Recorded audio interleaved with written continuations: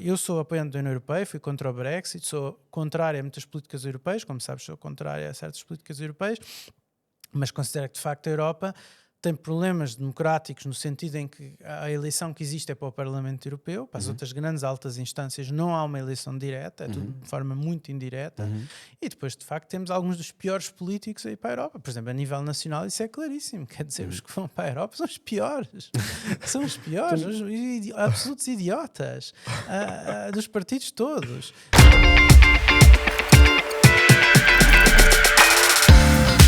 Isto é o Quinto Império CDK, ei. Diz-me se sabes qual é o feeling. Fico sempre à espera de ser quarta-feira para poder ver o nosso Mike Billions. E estamos aqui mais uma vez com o Guru Mike Billions e outra vez com o Nuno Palma.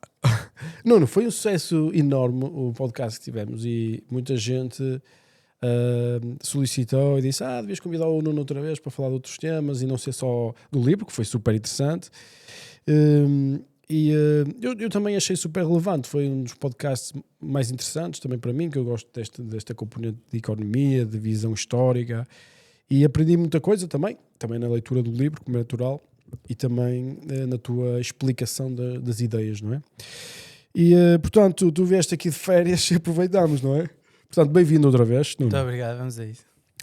Pronto, eu começava já diretamente, em termos de apresentação, o pessoal que queira ver pode ver o podcast número 1 que nós fizemos, que podem procurar aí, basta pôr Nuno Palma CDK e vai aparecer. E eu passava diretamente, se calhar para uma pergunta simples, que era, nós já estivemos em abril juntos, se pudesses fazer um wrap do que é que aconteceu que tenha sido significativo na tua forma de olhar para o mundo até agora, que estamos a gravar isto no fim de agosto, o que é que dirias? O que é que te vem logo à mente? Desde abril até agora? Sim, o que é que te vem assim à mente? Rápido. Tem havido bastantes notícias, até onde eu vivo no Reino Unido, relacionadas com, digamos, uns certos clashes civilizacional que nós estamos a ver, não é? Que a mim parece-me que este tipo de situações vai ser bastante inevitável na Europa no futuro. Vão haver outro tipo de situações dessa natureza e que eu acho que são situações um bocadinho mais complexas e com causas bastante mais profundas do que simplesmente dizer que isso são uma data de racistas ou de pessoas de extrema-direita, etc. Exato. Se calhar nós vamos diretamente para aí, que é... nós assistimos então nas últimas semanas a este conflito no Reino Unido entre, vamos chamar, a população nativa, não é? Nativa, histórica, porque é complicado, porque já tem muitas pessoas, vamos simplificar, porque aqui o conflito foi muçulmanos, não é? E os ingleses que são brancos, vamos chamar assim, e que são cristãos e que são, não é? É esse conflito que tu sentes lá, é nesta dimensão, ou é... Ou eu estou a simplificar, isto é uma coisa já bias que vem do Twitter, vamos chamar assim. Não, o pior em Portugal não é o Twitter. Eu acho que o pior em Portugal são alguns dos meios de comunicação tradicionais, género público e expresso, são absolutamente horrorosos. E portanto tem um bocadinho de lata quando dizem que tem que se controlar as redes sociais para controlar a desinformação, etc., quando eles próprios são muitas vezes grande fonte de desinformação. Não que as pessoas todas no Twitter ou nas redes sociais estejam corretas, necessariamente. Pois, ou seja, eu já no livro, até no meu livro Os Casos do Traço Português, que não era bem sobre esse tema, eu até digo lá a certa altura numa nota de fim que infelizmente, e eu digo isto com sinceridade, infelizmente a Frente Nacional em França mais cedo ou mais tarde iria ganhar as eleições, o que agora quase aconteceu, não chegou a acontecer, mas quase, e é uma questão de tempo, vai acontecer. Eu digo infelizmente porque eu próprio não votaria na Frente Nacional, a Rassemblement Nacional, mas ou seja, por exemplo, tudo resulta... Mas como é que fazes essa estrutura? Tipo, tu dizes, infelizmente, eles vão... este tipo de partidos vão ganhar, não é? Certo, vão ganhar, sim. É uma inevitabilidade, não é? Ou seja, dirias que, por exemplo, em Portugal é inevitável eles chegarem a ganhar? Eu acho que é muito provável. É muito provável. Nós nunca sabemos o inevitável porque depende de muitas contingências. Lógico. Que é difícil prever. parece-me que é muito provável o Chega vir a ser o maior partido em Portugal. Já tenho dito isso e digo isto, atenção, como uma previsão, não é? Lógico. Não como um desejo. Não como Mas- um desejo mas a questão ou é- uma manifestação de apoio a esse Exatamente. partido. E tu já fizeste claro isso. sim. Porque é que tu vês de negativo nesses partidos com esta estrutura? Mas calma, voltando à Isso. tua pergunta original, Ok. o que se passa na Europa é o seguinte: a Europa está a ser, num certo sentido, vítima do seu próprio sucesso económico. Ok. Vítima talvez não seja a palavra certa, ou seja, repara, a Europa dá um enorme bem-estar às suas populações. A Europa, todo o Ocidente, a Europa, os Estados Unidos, a Austrália, Isso. todo o Ocidente dão às populações que vivem nesses territórios um enorme bem-estar em relação ao que é verdade noutras partes do mundo. Bem-estar tanto em termos puramente económicos, de bem-estar económico, como em termos de segurança política, de liberdade de expressão, todas essas coisas. E é por isso, aliás, relativamente a esta questão da liberdade de expressão, que eu não gosto da conversa muito repetida de que os europeus são racistas, que há racismo estrutural, essas coisas todas, porque a realidade é que, em termos comparados com outras partes do mundo, a Europa e o Ocidente têm uma enorme tolerância em relação a outras populações de outras partes do mundo que simplesmente não existem nessas outras partes do mundo. Completamente. E portanto, por isso também irrita muito a conversa do quem é contra a imigração descontrolada é racista, ou é isto ou é aquilo. A Europa, em função desse grande sucesso económico e também da sua estabilidade política, recebe muita gente que foge da miséria, por um lado, e que foge de situações políticas difíceis, os chamados refugiados, não é? Nem sempre os refugiados, nem sempre a linha que separa o que é um refugiado económico do que é um refugiado político é clara, às vezes não é muito clara. A realidade é que a Europa está a receber enormes quantidades de pessoas que vêm de outras partes do mundo, vêm com outras culturas, vêm com outra forma de pensar, e que a visão conservadora na Europa deveria ser, ou seria, as pessoas podem vir desde que aceitem a nossa forma de estar e a nossa forma de viver no Ocidente. Exato. Mas- Desde que aceite ou desde que se adaptem? Desde que aceite, adaptar é uma forma de aceitar. Exato.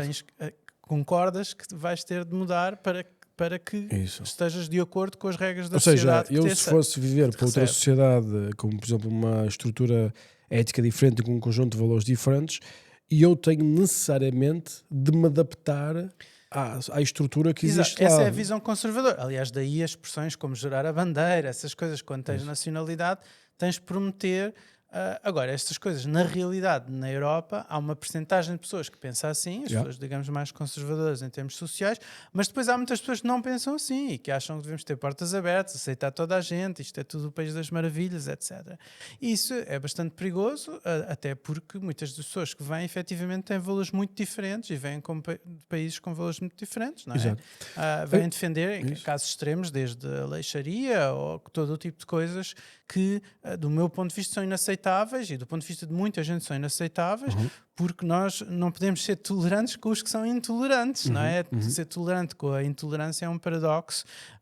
É como dizer, ok, venham os talibãs, venham as pessoas que quiserem e depois eles tratem as mulheres como quiserem. Basta ver em partes, por exemplo, a Inglaterra, norte da Inglaterra, onde há estes distúrbios, há partes todas, há cidades inteiras, têm grandes partes das cidades, o que se poderia chamar bastante descaracterizadas, em que as mulheres estão todas de burca, os filhos estão todos de burca, as mulheres entram numa porta à parte para entrar no restaurante, têm que levantar a burca para conseguir comer, os homens na rua andam à frente e as mulheres e os filhos atrás. Portanto, têm formas de funcionamento na sociedade, não são muito tolerantes dentro das suas próprias famílias e não pode haver dúvida que essas pessoas, se tivessem o domínio político de uma sociedade, iam querer impor esse tipo de regras aos outros.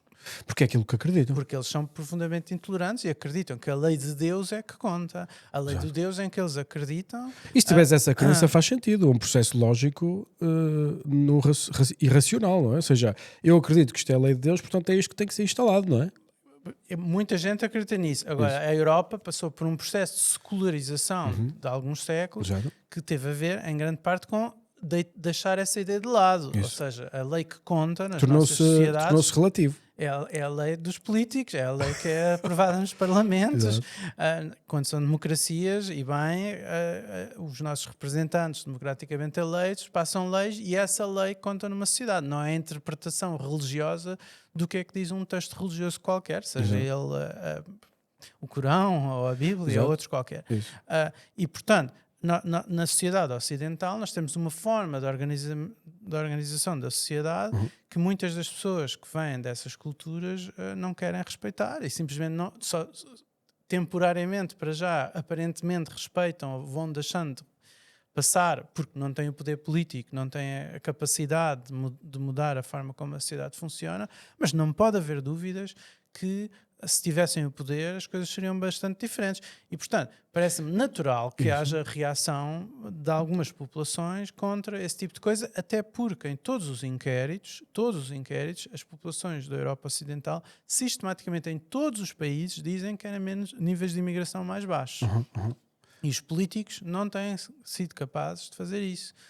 E, portanto, a sociedade, em termos culturais, está a mudar mais rápido do que as pessoas gostariam. E isso é o que os próprios inquéritos dizem. E, Porquê portanto, que achas que...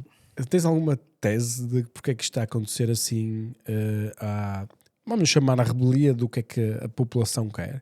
Por isso é que se calhar vemos estes partidos mais nacionalistas a começar a ter cada vez mais votos. Exato, é uma reação. É uma reação a isso, não há dúvida nenhuma. Mas o que é que está a acontecer? Porque Tens ideia? não é fácil.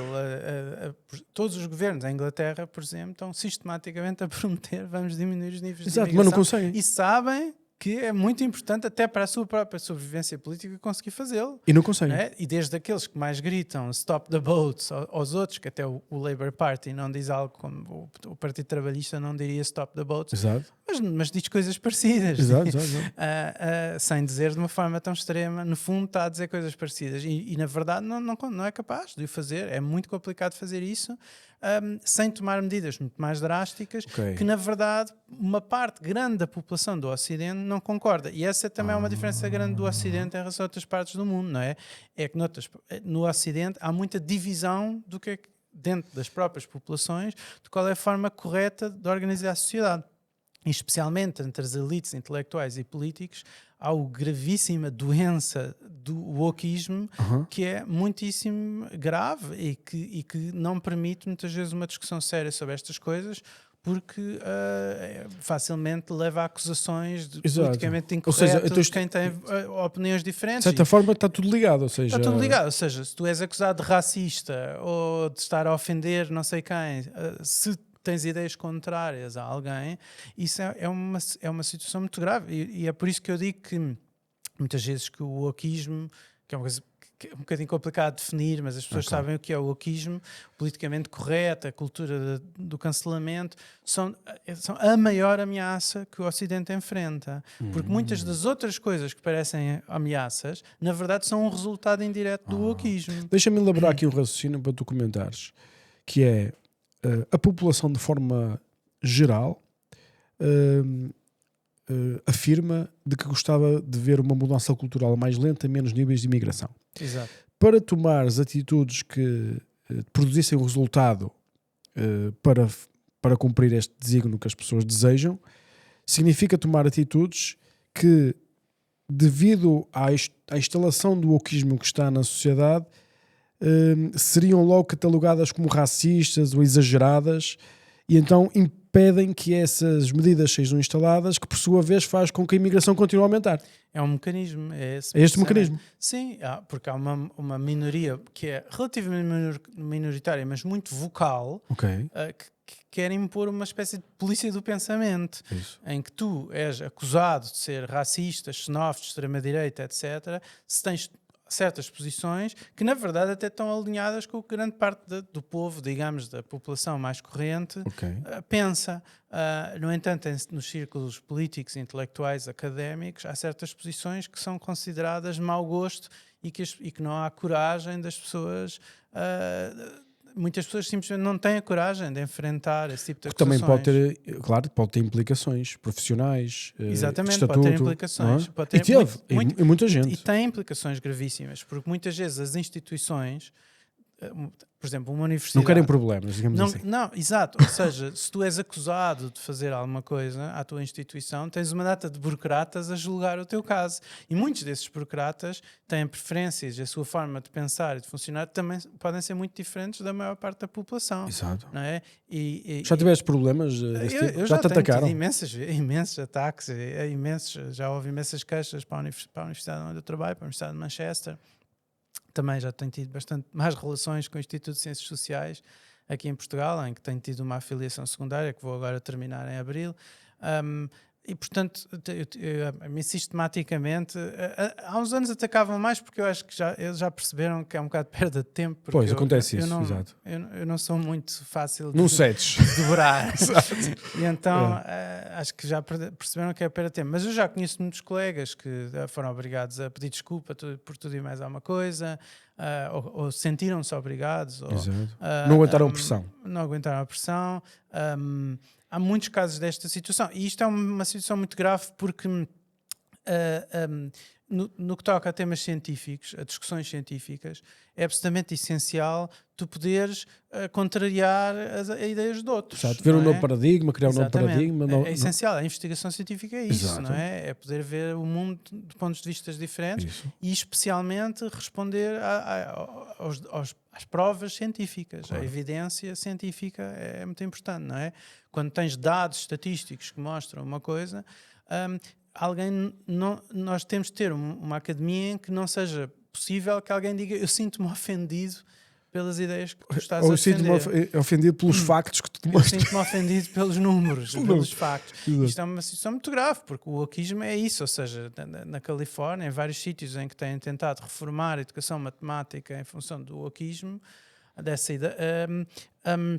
A dizer que a matemática é racista, não é? A matemática é racista, querem inventar regras diferentes de multiplicação, coisas assim, e isso é uma situação muito grave. O wokeismo é uma doença do Ocidente, já agora, e é uma doença que tem a característica de só se preocupar com os resultados finais, em teoria. Ou seja, o teu mérito individual, o teu esforço, o teu talento não conta. Só conta, no fim, o resultado termos todos o mesmo nível de resultado. Okay. Isso é uma ideia comunista. Claro. E, aliás, o marxismo o wokeismo é marxismo disfarçado. Eu também acho que sim. É uma ideia que vem dos Estados Unidos, mas até pela mão de um brasileiro, que era o Paulo Freire, que escreveu um livro muito conhecido, A Pedagogia do Oprimido, e que depois foi traduzido em inglês, Pedagogy of the Oppressed, e é um dos livros mais citados em ciências sociais. E tem a ver com essa questão de que todos os resultados que nós vemos na vida, quem tem mais sucesso, nunca é resultado do seu esforço e do seu talento. É só resultado do racismo intrínseco da sociedade, das oportunidades desiguais, só disso, não é? Eu não nego que tem o seu impacto, claro, que é importante os pontos de partida. Agora, as políticas públicas, do meu ponto de vista, devem ser sempre desenhadas para que o ponto de partida seja igual a todos, especialmente na infância e na adolescência, e depois os resultados são o resultado de tudo o resto, e tem que se dar liberdade às pessoas e às sociedades de conseguirem valorizar quem se esforçou e quem tem talento, senão nós vamos dar cabo disto tudo. Pá. Eu, por acaso, é uma coisa que eu ensino aos meus filhos, que é assim, sabes a tese da desculpa, não é? Ou seja, aconteceu isto, a culpa não é minha. A culpa é daquela. Toda a gente tem desculpas para tudo, para todas as situações que possam acontecer, há uma desculpa possível e execuível. É preciso só ter, digamos, criatividade suficiente.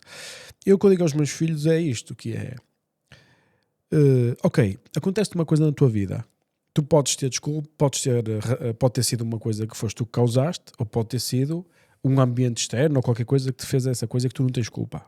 A realidade, o que me importa não é se tu tens culpa ou não, importa-me é o futuro, o que é que vai acontecer a seguir. Portanto, o que eu lhes pergunto é assim, tu dizeres que a culpa não é tua, o que é que produz de bem para a tua vida futura? E se nós refletirmos com cuidado, que é, aconteceu uma coisa que eu fui atropelado porque não passei na passadeira e fui estúpido. Eu digo, a culpa é minha. Se tu disseres, a culpa é minha, tu vais para a próxima, se calhar não vais ser atropelado, vais ser mais inteligente, vais aprender, vais evoluir. Se tu disseres que a culpa não é tua, tu és um bocado estúpido porque a culpa realmente é tua, mas vais dizer, mas foi por causa do meu pai não me ter ensinado que eu devia passar na passadeira, não sei o que mais, então vais congelar ali o processo de aprendizagem e evolução. Certo. Tu não ganhas nada a dizer que a culpa não é tua. Vamos imaginar que tu és atropelado numa passadeira. Portanto, a culpa necessariamente não é tua. Mas tu disseste que a culpa é tua, apesar de não ser tua, tu vais dizer, a próxima vez que vou passar uma passadeira eu vou ter cuidado. Eu, apesar da culpa não ser minha, não importa, porque importa é que depois eu fico sem andar e fico com lesões e não sei o que mais. Portanto, tu tens um processo de aprendizagem e evolução. Se tu disseres, não, a culpa não foi minha, tu estás outra vez a ficar parado e congelado no processo de desenvolvimento como um indivíduo. Portanto, o que eu ensino aos meus filhos é a culpa ou assumir a responsabilidade do que te acontece tem que estar sempre na tua mão, porque é isso que vai ser a tua ferramenta para modificares o futuro e para melhorares a tua vida. Exato. Portanto, mesmo que estejas errado em dizer que a culpa é tua, mais vale assumir que a culpa é tua e seguir em frente. Pois, mas se É tu uma tens uma sociedade organizada a toda a gente ter os mesmos resultados, não há culpa, independentemente de quem tem exato. tem É justamente isso que eu estava a dizer. Que é, tu o que congelas a sociedade e impedes o progresso. Sim, agora olha as consequências práticas deste tipo de imposição. Discriminação positiva nas contratações. Por exemplo, até contratações científicas. Se tens 2 currículos, uma coisa é teres 2 currículos que são exatamente iguais, mas isso praticamente nunca acontece. Não é? Isso não existe. E dares uma discriminação positiva a alguém que está menos representado. Ou assim. Outra coisa que é muito mais comum é teres uma situação como tens um currículo melhor e tens um currículo pior. E o pior, por acaso, naquele caso concreto, e se deres o lugar para a alguém só em função das suas características físicas, seja ser uma mulher, seja ser de uma etnia minoritária ou assim, só estás a considerar características físicas, isso em si é uma forma de racismo, do meu ponto de vista, ou de sexismo. Agora repara, o que acontece muitas vezes é que quem perde nestas situações são homens brancos, especialmente os que vêm de famílias pouco favorecidas. Porque eu já tenho visto muitas vezes nestas situações de discriminação positiva dares o lugar a uma mulher ou a alguém de uma minoria, mas que são pessoas que vêm de famílias ricas e que tiveram tudo na vida para ter sucesso. Só o facto de serem... E um homem que vem de uma working class, de uma classe trabalhadora que teve pais pobres e que lutou imenso para ter um doutoramento, teve muito mais dificuldade para ter um doutoramento. Eu estou a falar de casos que eu conheço comuns em academia, isto é muito comum. Tens 2 pessoas, uma tem os 2 doutoramento. Para quem é que foi mais difícil conseguir um doutoramento em economia? Foi num homem que veio de uma família pobre e teve de trabalhar os fins de semana para pagar as propinas, e se calhar não teve logo notas tão boas, também tinha de trabalhar, coisas assim, ou uma mulher ou alguém de uma minoria que a lei neste momento discrimina positivamente a favor dessas pessoas nas contratações, no Reino Unido sem dúvida nenhuma, e há pressão da universidade para contratar mais pessoas nesse sentido. Mas se vieram de famílias ricas, muitos dos que acabam por ser contratados vêm de famílias ricas. Portanto, o wokeismo tem contradições internas, não é? Porque ao preocupar-se, isto é um bocadinho a questão da política identitária, e é o que explica, aliás, porque é que, lá está, no norte da Inglaterra, muitas dessas pessoas que eram, e em todo o mundo ocidental, à medida que os partidos de esquerda tradicionais deixaram de se preocupar com questões de segurança económica das pessoas e passaram-se a preocupar com a política identitária, muitas dessas populações viraram para a direita e para a extrema-direita, porque os partidos tradicionais de esquerda deixaram de se preocupar com a segurança económica das pessoas. Era disso que se preocupavam tradicionalmente, não é? Com os sindicatos, com as questões dos salários, essas coisas todas. Claro. À medida que os partidos de esquerda se tornaram woke, muito urbanos e a política identitária e os trans, essas coisas todas, estão preocupados com isso. Em vez de estarem preocupados com questões de segurança económica, muitas das populações que tradicionalmente votavam em partidos de esquerda foram para a extrema-direita. Não é? Portanto, o problema é o mesmo, ou seja, o próprio wokeismo tem grandes contradições internas à medida que está-se a preocupar.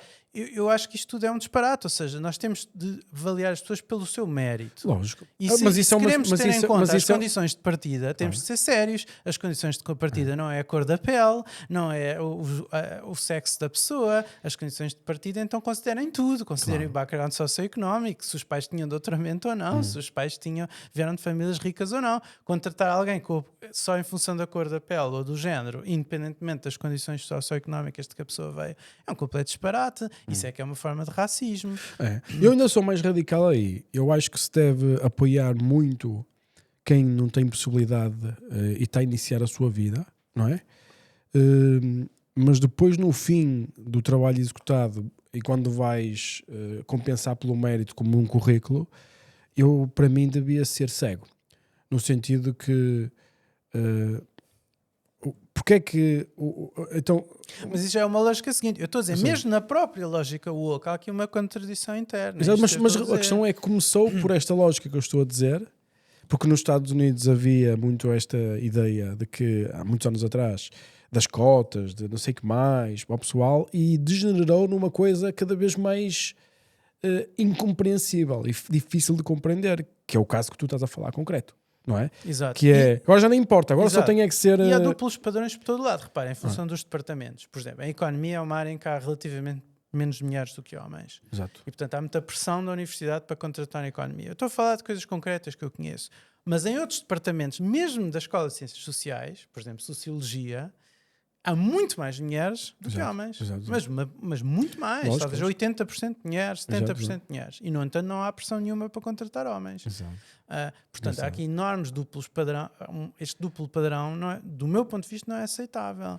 compreendo. E claro que vai levar a reações das pessoas. Agora, voltando aos motins, muitos destes motins não têm a ver com estas questões que eu acho que têm grandes implicações académicas que importam para o desenvolvimento das sociedades, para o desenvolvimento da ciência, para ver a sociedade de um ponto de vista o mais objetivo possível. E também que é há o meu menos objetivo. progresso, porque repara, é como que pegaste numa equipa de futebol e começasse a selecionar baseado se tu és mulher ou qual é a cor da tua pele.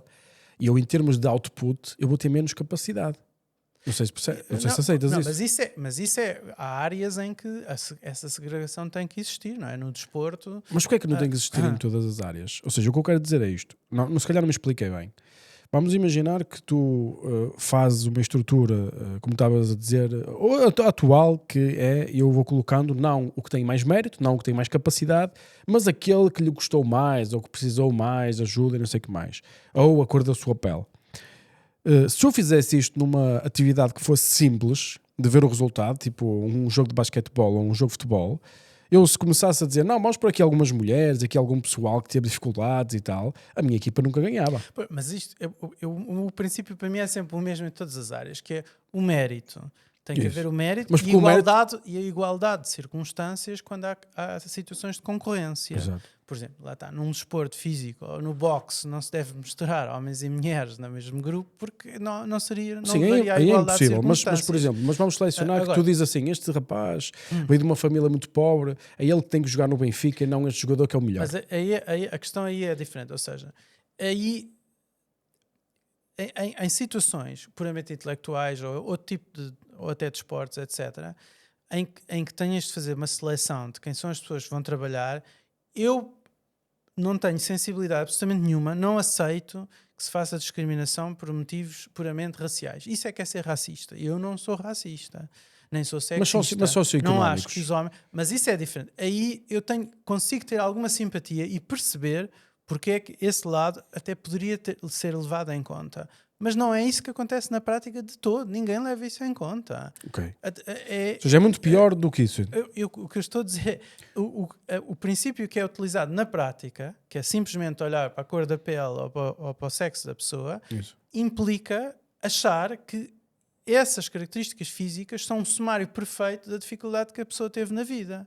Porque o que os woke acham é que o racismo está tão entranhado na sociedade que claro que os negros, por serem negros ou por Nunca serem vão ter hipótese. ou uma mulher foi tão discriminada, tiveram tanta discriminação, foi tudo pior para eles do que para os outros. Mas isso nem sempre é verdade. E frequentemente as pessoas que chegam às posições de topo a conseguir concorrer às posições de topo, definitivamente não é verdade. Pois. Porque são pessoas muitas vezes que vêm de famílias com dinheiro e, portanto, se ignorar esse lado todo, ou também olhavam para isso em detalhe, ou então, quando ignorar isso e achar que só por seres de uma minoria étnica ou só por seres mulher foste muito mais discriminada do que outra pessoa qualquer, Isso aí é uma coisa completamente disparatada.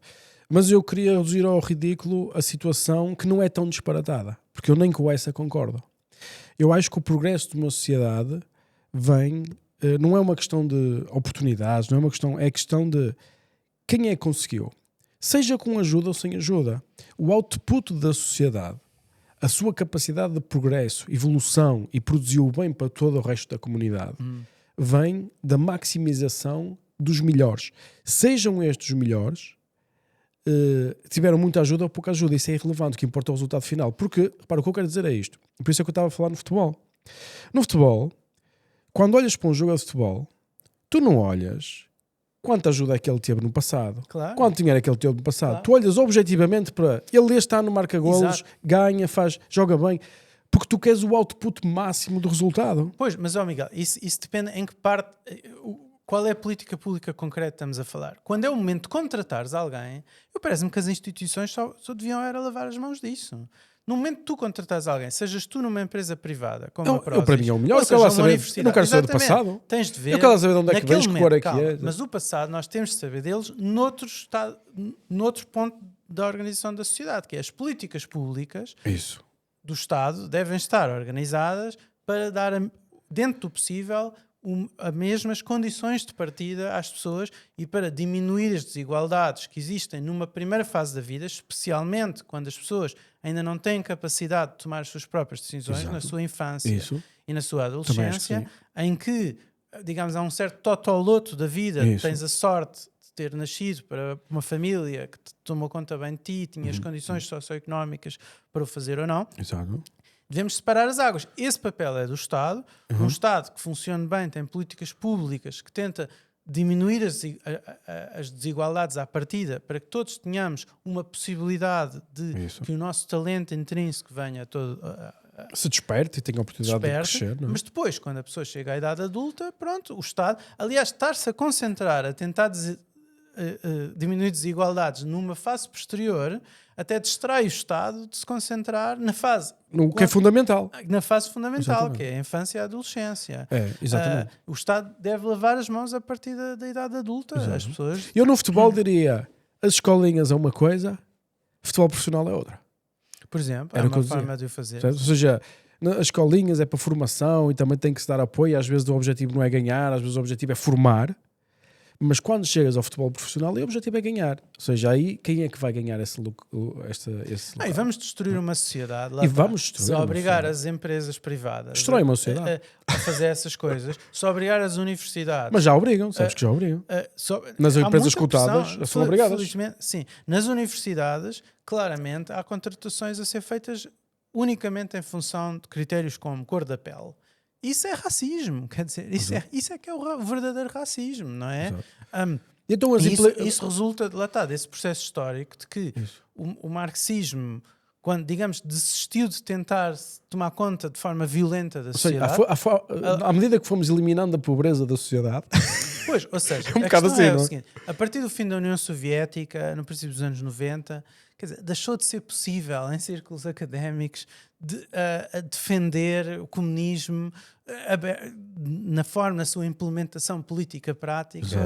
Quer dizer, passou a ser quase mau gosto. Quer dizer, os exemplos que restam são ridículos. É a Exato. Coreia do Norte, Cuba.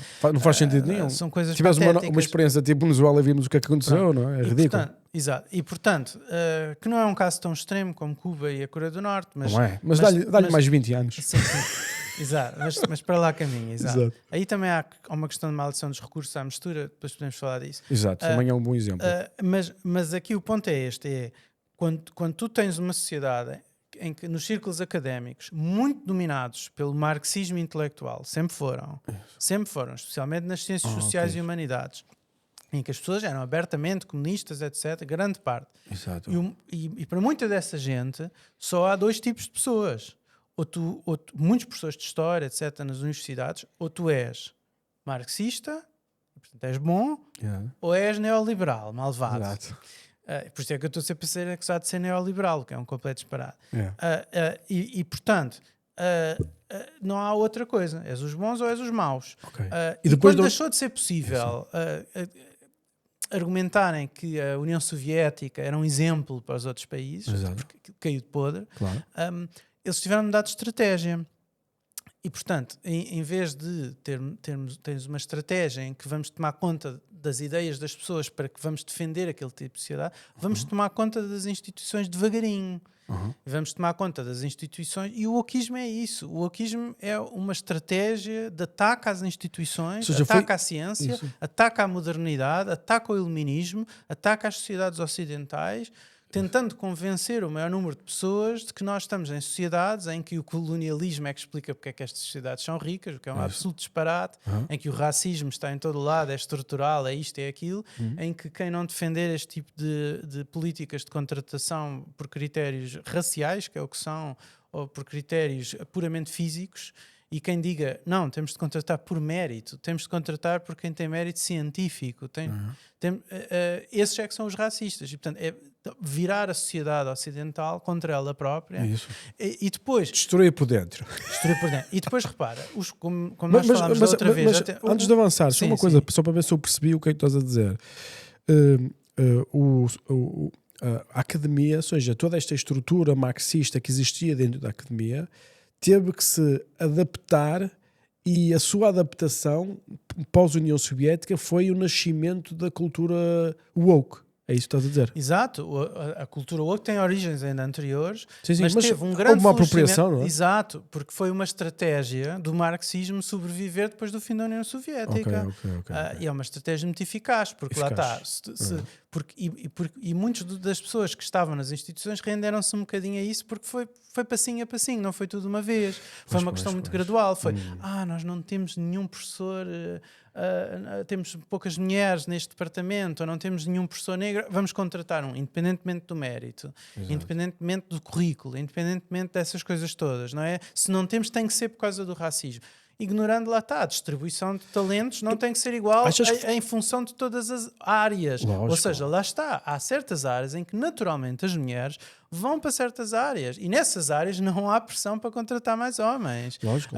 Mas mais uma vez, o exemplo de departamentos de Sociologia. Exato. E algumas das sociedades do mundo em que se foi mais longe em tentar impor à força a igualdade de preferências entre homens e mulheres, nos países nórdicos, continuam as mulheres a querer ir para certas áreas, os homens para outras. Isso não se pode impor à força. Interessam-se por coisas diferentes, não é? São interesses diferentes que não são necessariamente em função de uma coisa que a sociedade impõe a alguém. Mas esta estrutura porque repara, esta estrutura que veio da academia, achas que o woke é uma coisa que é, digamos, floresce dentro da academia e depois emana para o resto da sociedade? Exato, porque isto tem implicações porque políticas profundas. Por exemplo, eu fiquei super admirado quando começaram a aparecer notícias de que agora nas empresas cotadas 30% das pessoas têm que ser mulheres. Aqui foi de repente, foi assim uma cena. Porque isso é uma decisão, isso são coisas que vêm das decisões políticas. Ou seja, eu acho que uma vez já conversámos sobre isto, não sei se foi em privado pelo WhatsApp ou se foi aqui, já não me lembro no programa. Ok.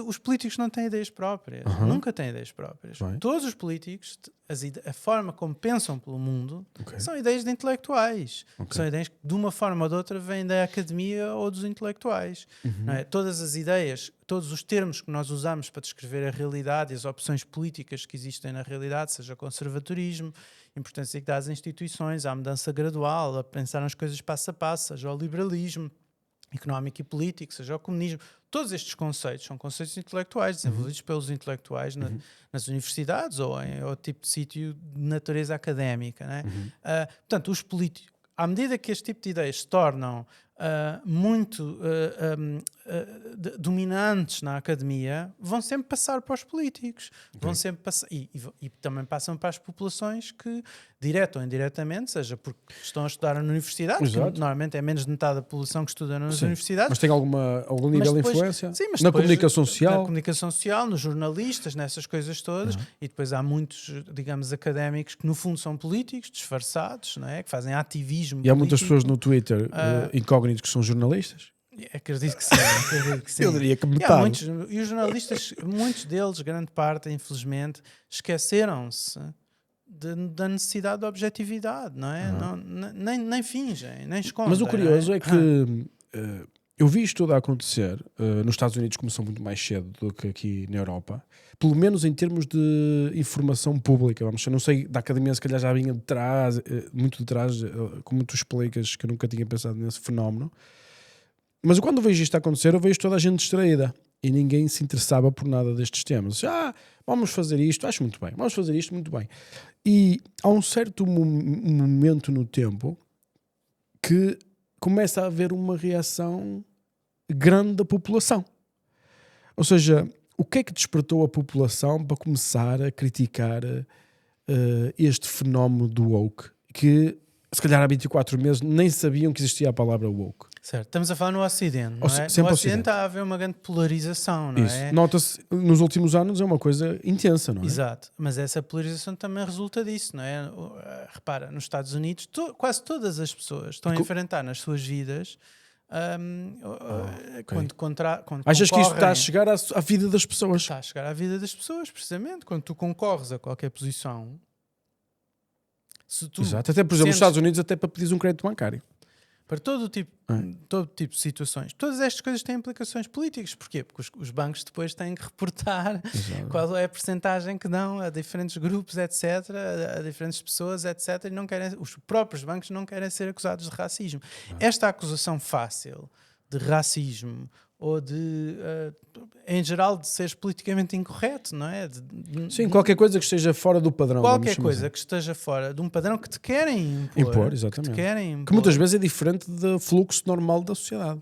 És muito facilmente acusado de ser todo o tipo de coisas horrorosas, nazi, fascista, racista, Mas as pessoas colonialista, mas as pessoas começaram. sexista. Mas que tu começaste a ser chamado de tantas coisas que eu acho que as pessoas agora já começam a não lhes fazer muita diferença. Ou seja, o que eu noto é que, por exemplo, a mim, se hoje me chamarem fascista, não tem o mesmo impacto se me chamassem há 3 anos atrás. Ou seja, se vocês chamam fascistas a todas as pessoas, eu às vezes ponho no Twitter e escrevo lá. Eu penso assim, será que sou fascista? Sabes o que eu quero dizer?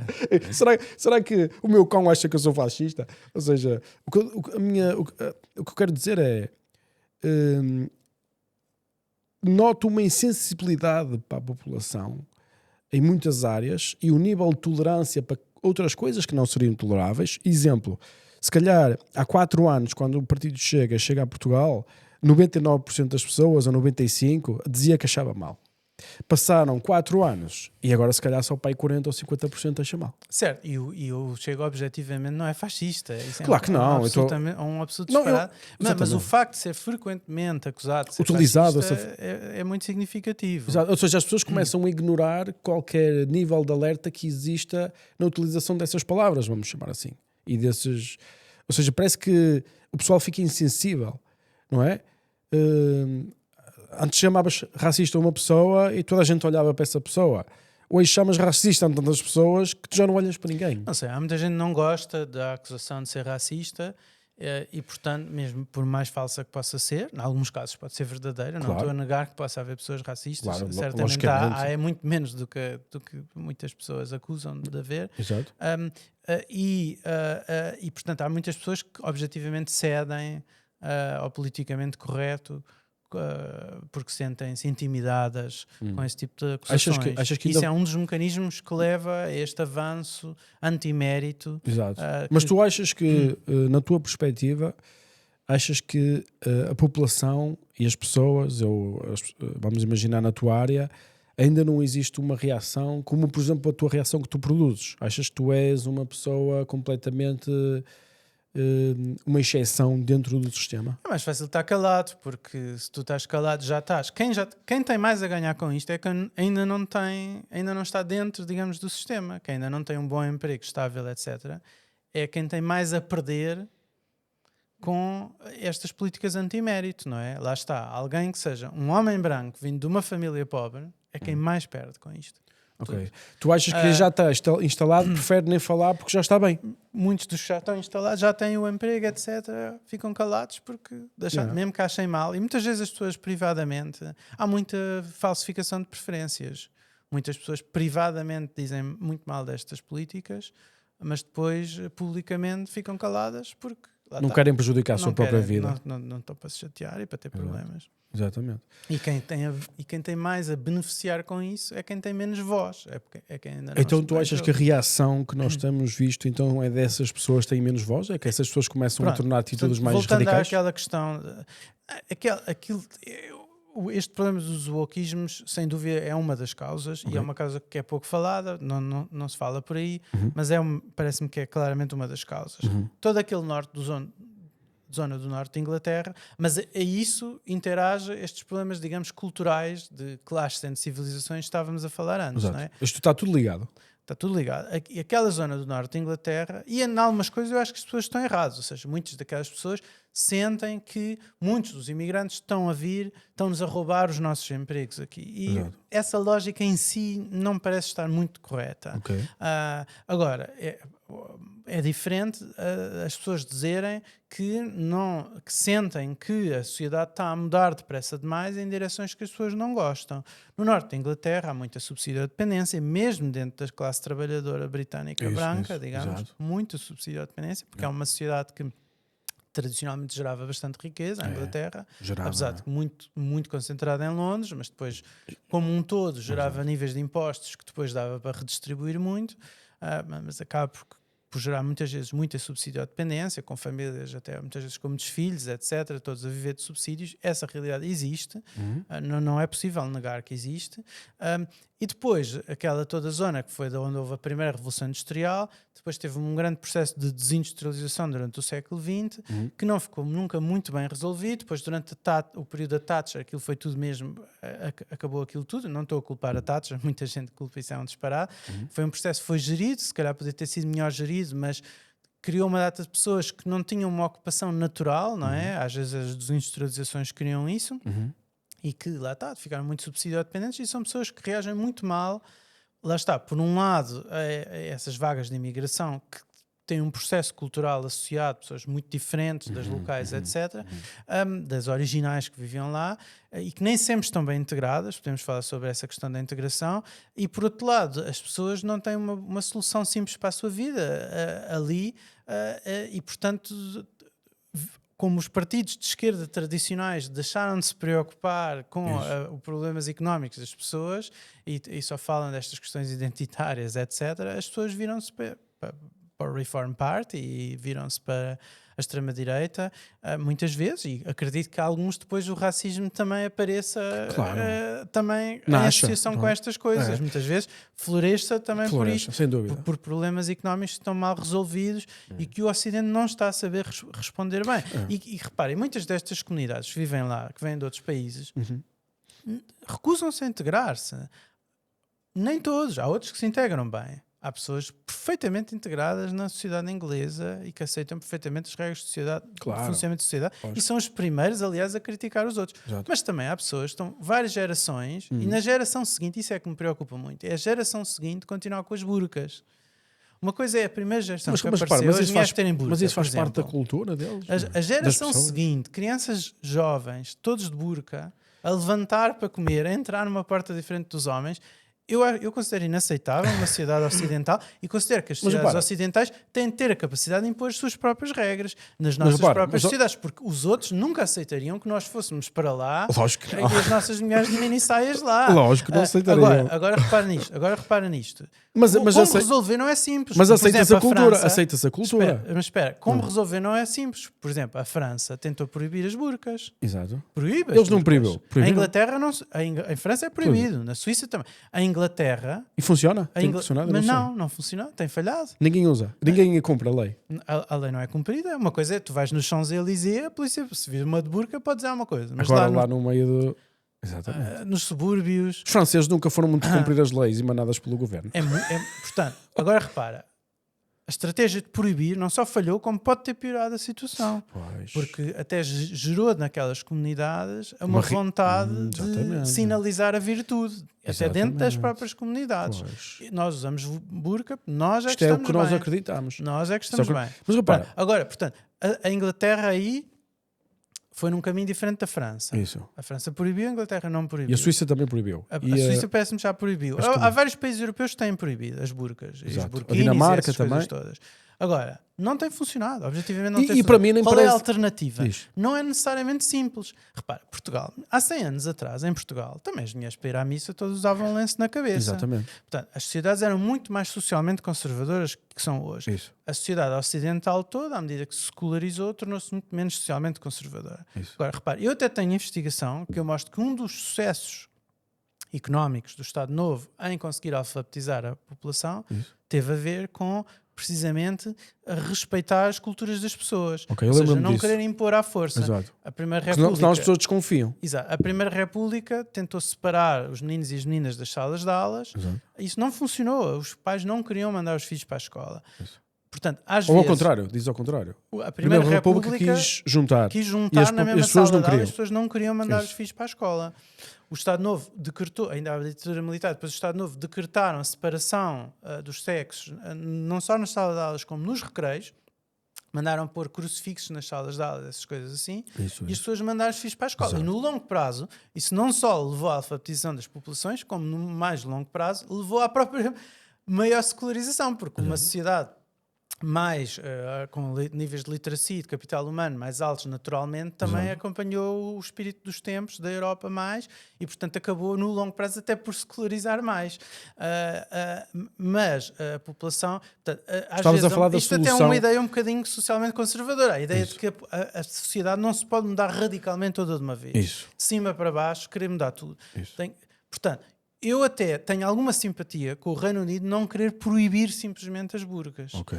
Porque eu considero que essa estratégia não iria funcionar e podia ainda radicalizar mais. Isso. Mas depois torna-se muito difícil de como então é que nós vamos resolver um problema de geração após geração. Como é que vai resolver? Para já, há aqui uma questão. Uma coisa é o estoque dos que já estão lá. Isso. E isso tem uma gestão. Outra coisa é não deixar entrar e dar cidadania a pessoas que simplesmente não vêm para cumprir as regras da sociedade. Mas, Aí repara, temos de ser muito duro. Deixa-me... Não é? Mas deixa-me fazer aqui tentar contextualizar aqui a cena. Pronto, a Europa é fundamentalmente diferente do resto do mundo e os Estados Unidos. Por exemplo, eu vou ao Vietnã e a possibilidade de eu ter um passaporte do Vietnã é zero. Eu vou à China, posso viver lá há 50 anos. A possibilidade de eu ter um passaporte chinês é zero. Eu quase todos os países da Ásia, Até na Suíça, na Europa é difícil. mas aqui nestes países não é difícil, é impossível. Ou seja, não existe lei, tirando no Camboja, se não me engano. Mas eu disse há bocadinho, o wokeismo é uma doença da sociedade ocidental. Ocidental, exatamente. E mais, e a sociedade ocidental até é mais tolerante, De todas que comparada com existem. as outras. Ou seja, não há nenhuma. Para mim, mas não há. as outras não andam a dizer dentro da sociedade deles que são os racistas, que são os Não nacionalistas. que andam. são... Sem dúvida. Isto- Mas, por exemplo, o que eu sinto é isto. O Ocidente O Ocidente critica-se é a si diferente próprio. nisto. Tem uma estrutura Sim. que permite ser, digamos, até pode ser colonizado, vamos chamar assim, não é? Que é um processo de colonização inversa que pode acontecer num país que aceita países que aceitam isto. Pronto, os outros países aí são muito específicos, existem muitas leis específicas para quem é daquele país e para quem não é daquele país. Vais ao Vietnã, não podes comprar terra. Vais à Tailândia, não podes comprar terra. Porque não és tailandês. Não dá. Posso ter um passaporte tailandês? Não. Ponto final. Ou seja, é muito simples. Posso ter um passaporte da Indonésia? Não podes. Ou seja, não existe essa possibilidade. Portanto, e nos países árabes também. Eu não consigo ter um passaporte de Dubai, não preciso ter um passaporte da Arábia Saudita, eu não consigo ter um passaporte, nem que viva lá há 50 anos. Ou seja, não existe... Essa ideia de que tu vais para um país e podes te naturalizar é uma ideia ocidental. Correto? De forma geral, no Japão também existe, mas, por exemplo, na Coreia do Sul também. Ou seja, é uma ideia ocidental. Esses países podemos classificar como ocidentais, não é? Com a filosofia ocidental.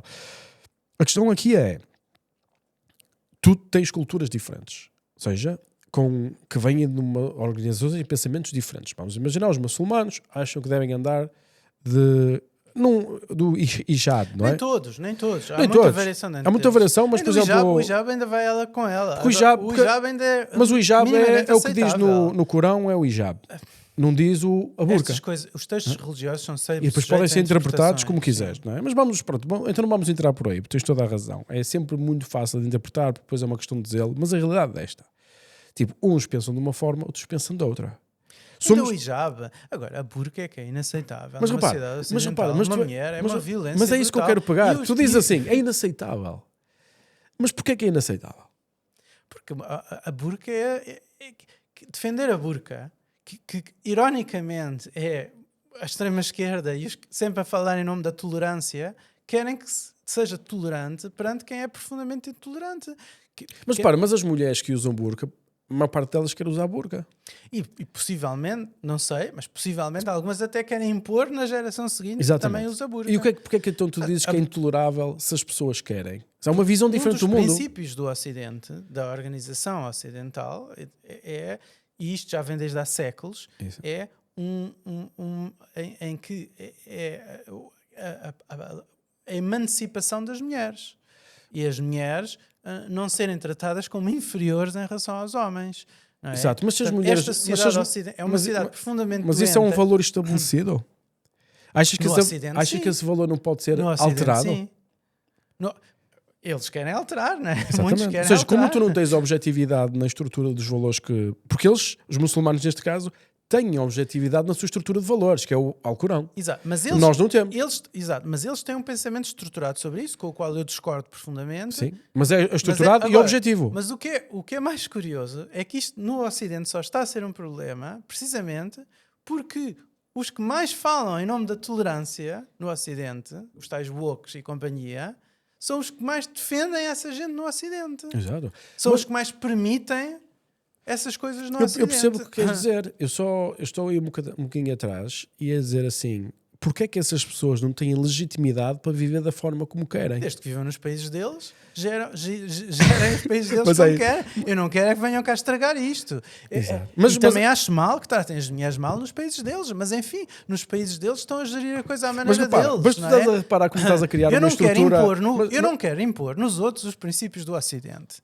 Se os outros querem gerir os seus países às suas formas, façam o que quiserem. Eu quero é que não venham estragar Mas o tu Ocidente. percebes que isto é incompatível. O que tu estás a dizer é incompatível. Ou seja, é incompatível a coexistência. Não sei se percebes o que eu quero dizer. Que eles vivam cá. Que as pessoas que têm essa crença objetiva e que organizem a sua forma de ver o mundo objetivamente com aquelas regras, é incompatível viverem no Ocidente. Eles acham que não, e objetivamente vivem. Toda a gente acha que não, mas Miguel, o que tu estás a eles apresentar... objetivamente Mas o que vivem tu- no Ocidente, neste repara, momento. mas repara, na tua visão e numa visão contrária de um muçulmano conservador, existe um clash que eu, no meu ponto de vista, não tem solução. Porque tu acreditas numa realidade completamente distinta do muçulmano conservador. Exato. Eu que sou ateu ainda. Eu era o primeiro a cortarem a cabeça. Tu queres ateu? Agora repara, aqui a questão é esta, é precisamente esta. Para que é que vêm para cá se querem transformar esta sociedade no país deles? Então ficassem no país deles. Ou seja, Mas tu sabes porque é que as pessoas vêm para cá. Eu sei porque é que vêm, mas o ponto é esse, é que tu não podes separar o sucesso económico destas sociedades do Ocidente, que é um sucesso científico, industrial, académico, político. Da estrutura cultural. Exato, tu não podes separar isso por completo e, portanto, é muito perigoso esse próprio sucesso, que é o que atrai as pessoas de outras partes do mundo. E os Não valores- se pode deixá-las virem para cá e transformar estas sociedades nas de Não, onde elas vieram. e os valores, não é? os valores da sociedade, os Nós valores temos o culturais. direito, exato, nós temos que ter o direito no Ocidente a definir as formas de funcionamento dentro da nossa casa. Mas- Na minha casa, mas quem repara. entra na minha casa, eu tenho que ter o direito a definir qual é a forma de funcionamento da casa. E nós não podemos pôr as pessoas todas nos mesmos sacos, porque Não, lá isso está, é porque há tudo. muitas pessoas que vêm e integram-se bem. Completamente. Há outras pessoas que vêm e integram-se muito mal. Isso. E as condições, do meu ponto de vista, têm que ser, à partida, determinar às pessoas, dizer às pessoas que se querem vir, para já, nós no Ocidente temos direito a determinar qual é o número de pessoas que queremos vir, qual é o fluxo Isso. em que vem, a velocidade Claro, em que claro. vem, e depois quais são as regras básicas da sociedade em que as pessoas Isso. têm que aceitar, se vêm, vão aceitar estas regras básicas Exato. da sociedade. Como, por exemplo, as raparigas vão à escola, não usam burca na escola, esse tipo de coisas, não é? Isso. Mas o que eu vejo aqui é... Eu percebo exatamente o que dizes e o que tu dizes faz super sentido. Objetivamente, tu olhas para a estrutura de valores da sociedade europeia e do que produziu e tu queres manter o sistema a funcionar. Portanto, eu diria que tu tens uma visão conservadora da sociedade. E parece uma terra religiosa.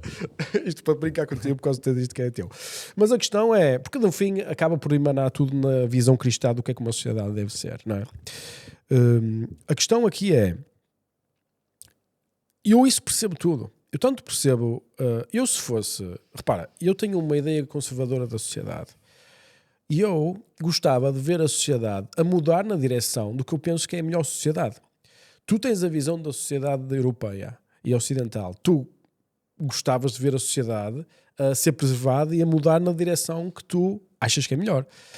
Vieram pessoas que se calhar estão na Europa há 30 anos e que são conservadores de uma determinada religião, seja ela qual for, e que dessa religião emanam a sua estrutura de valores. Eles também querem ver a sociedade a Exato.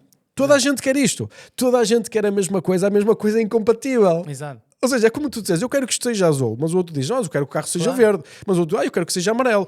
Como é que nos vamos entender? Vamos fazer um arco-íris? Não, eu não quero um arco-íris, eu quero azul. Certo. Estás a perceber? Estás a perceber o conflito civilizacional que para mim não tem solução?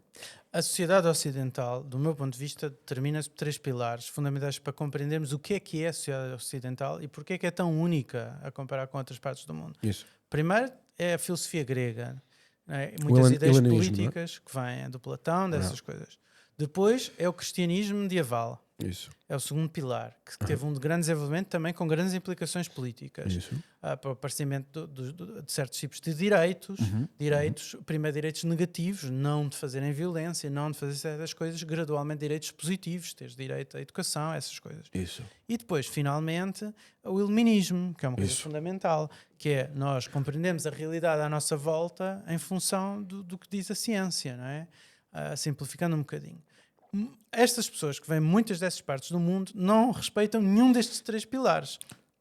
E é por da isso- forma legítima, ou seja, porque acreditam noutras coisas. Mas nos países deles não aceitam. Se tu fores para os países deles, tens que aceitar a forma como eles organizam a sociedade no Isso. país deles. Estes 3 pilares na sociedade ocidental desenvolveram-se de tal forma que pessoas que têm ideias que compreendem a importância destes pilares e estes pilares, um deles é a enorme tolerância e é por ser tolerante que a sociedade às vezes até vai mais de longe demais na tolerância, neste sentido de ser tolerante com os que são intolerantes connosco. Isso. E é a minha tolerância para quando aparecem os que são intolerantes com a minha tolerância. Isso. Chegou a esse tal ponto em que grande parte das pessoas na nossa própria sociedade não compreendem os motivos da prosperidade da sociedade em que nós vivemos e estão a pôr em causa a sua própria continuação. Isso. Agora, repara, é por isso que tu há bocadinho estavas a brincar a dizer que eu era conservador. Eu digo sempre que eu não sou só... Eu não estou só entre o liberalismo e a social-democracia, que é de forma genérica onde eu estou. É entre o liberalismo e a social-democracia. Eu também tenho sempre uma pitada de conservadorismo por isso. Porque nem a liberalismo, nem a social-democracia têm uma resposta concreta para este problema. Quando estamos a falar de questões culturais, Isso. de questões de como é que gerimos uma situação desta natureza. Ou seja, então aí é que entra a estrutura de que tu tens que modificar a estrutura legal que vai ser criticada pela estrutura woke de ser extremamente exigente e agressiva e intolerante, Certo. que vai receber uma pressão então da sociedade para não se instalar essas mesmas leis que podiam preservar a estrutura ocidental. Nós estamos numa democracia que resulta precisamente do liberalismo moderno num sentido político, ou seja, é o iluminismo mais a evolução do cristianismo e o que esse, em sua parte, bebeu da antiguidade clássica. E, portanto, nós chegamos ao século XX, o Ocidente tem instituições políticas muito diferentes de todas as outras partes do mundo, que são autocracias, não é? Exato. O Ocidente tem princípios de respeito pelos direitos das pessoas, pelos direitos individuais, pelo indivíduo. Isso. O indivíduo tem um papel central no Ocidente, não tem noutras partes do mundo. E, portanto, essas sociedades, ao ter esse desenvolvimento, ironicamente, também desenvolveram grandes setores dessas próprias sociedades, esses tais marxismos culturais, wokeismos, essas coisas todas, que querem pôr em questão o próprio funcionamento da sociedade ocidental. E, quer dizer, e, portanto, apoiar tudo o que não é ocidental, tudo o que não é capitalista. Mas nota-se tudo o que nota-se mesmo essa... é uma forma de destruir o Ocidente, não é? É tudo o que é... Estão sempre do lado contra o que é ocidental.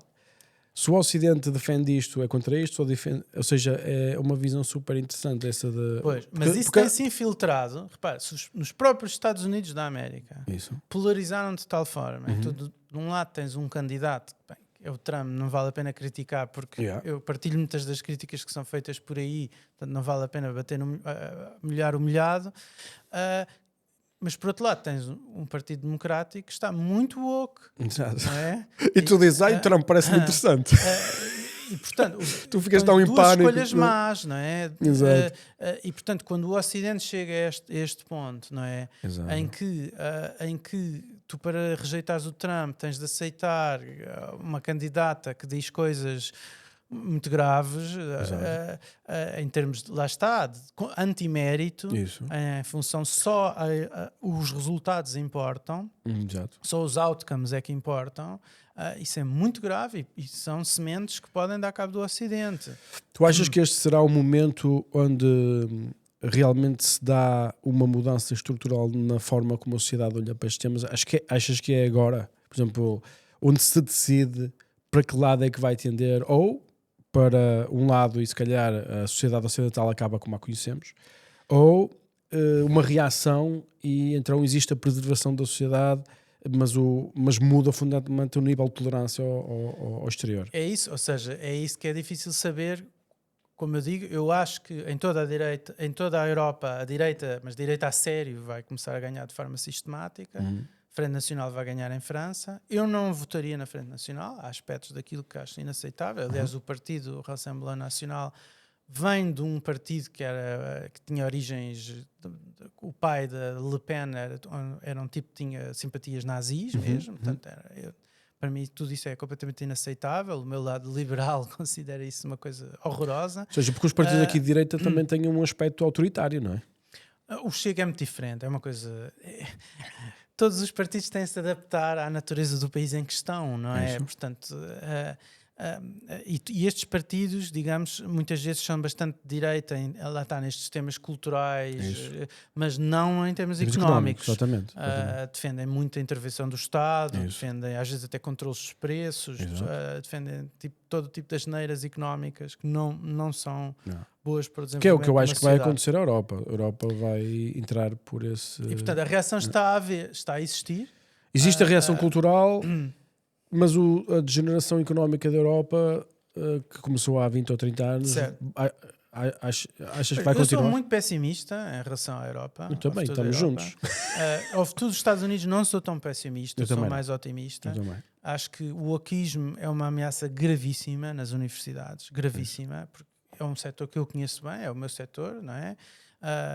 O wokeismo é uma coisa gravíssima. Nas ciências sociais e humanidades é uma pandemia. E como eu acho que isso a prazo depois pode ter consequências para toda a sociedade, quando o wokeismo chega às escolas, à forma como se ensina matemática, isso tudo vai ter consequências fundamentais a prazo. Não é? Achas Portanto, que o Twitter vai ser... Achas que, por exemplo, nesta questão da liberdade de expressão, que está muito ligada a esta cena do wokeismo, não é?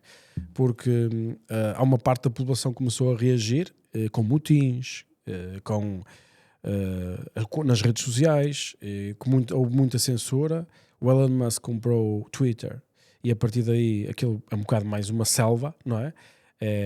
Eu por acaso concordo, acho que deve haver liberdade de expressão. Acho que se deve controlar o apelo ao ódio, no sentido de apelo à violência, sem dúvida. Mas assim, as pessoas têm que dizer aquilo em que acreditam, não é? Certo. Também para descomprimir estas tensões todas que existem dentro das pessoas.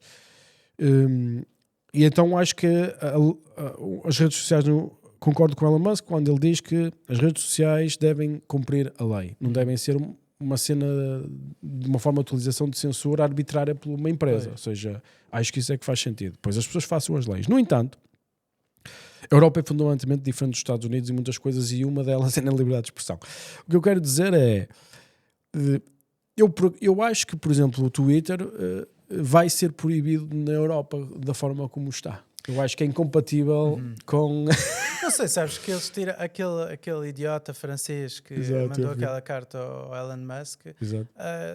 As outras mais altas instâncias europeias depois não o apoiaram. Tiraram um bocadinho o tapete. Também acho que talvez porque viram que a população reagiu.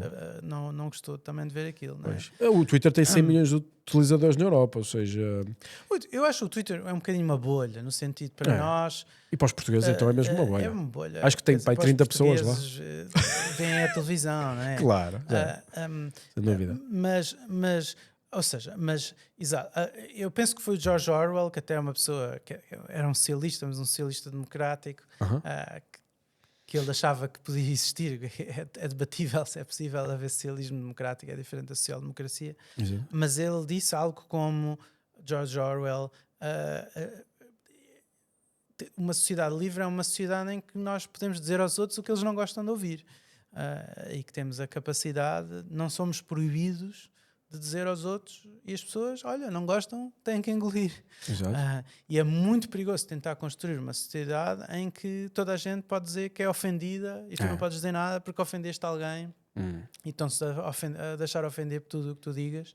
Porque aí o poder está do receptor. Isso leva muito facilmente à censura. Sem E dúvida. num país como em Portugal, quem mais grita pela censura, às vezes é quem mais bate no coração pelo 25 de Abril. E não percebem a contradição em que estão metidos. Ou se calhar até percebem, mas fingem que não percebem. Exato. E reparem, e basta lembrar que o próprio Estado Novo, que é muito criticável, entre outros motivos, precisamente por querer controlar o que podia ser dito, Isso. e por censurar, defendia essa censura como o que era preciso para as pessoas estarem bem informadas. Exatamente. Como controlar a desinformação. Todas as ditaduras no mundo têm censuras. Nunca dizem nós temos censura para... Claro que não. porque nós queremos ficar no poder e para calar quem é contra. Nunca censura, dizem isso. a censura eles não, dizem nem é sempre, censura. Não é eles dizem censura. exato, é controlar a informação para que as pessoas estejam bem informadas. Exato, que estas pessoas estão está toda a gente, estas estão a desinformar. Nós não podemos permitir não que haja. permitir que haja mentiras. Exato. Exato. Portanto, é muito perigoso ir por esse caminho, não é? Pelo caminho da censura em função do que é que as pessoas podem ouvir, não é? Exatamente. As pessoas têm que ser tratados como adultos. Isso. Em que se deixam desinformar de vez em quando, olha, problema delas, não é? Eu quando vejo isto tudo e quando uma pessoa fala nestes temas e quando misturamos o problema das tensões culturais dentro da Europa com o problema do wokeismo e do politicamente correto, com o problema macroeconómico da Europa, eu durmo mal, porque é muita coisa para resolver ao mesmo tempo. E com o mundo sempre a girar, sempre a competir, a Ásia cada vez a ficar mais potente, os Estados Unidos não querem ficar para trás. Eu continuo a achar que a Europa vai ser comprimida no meio destes cilindros que vêm aí. A Europa também tem uma característica geográfica que os Estados Unidos não têm, é que tem o terceiro mundo aqui ao lado, não é?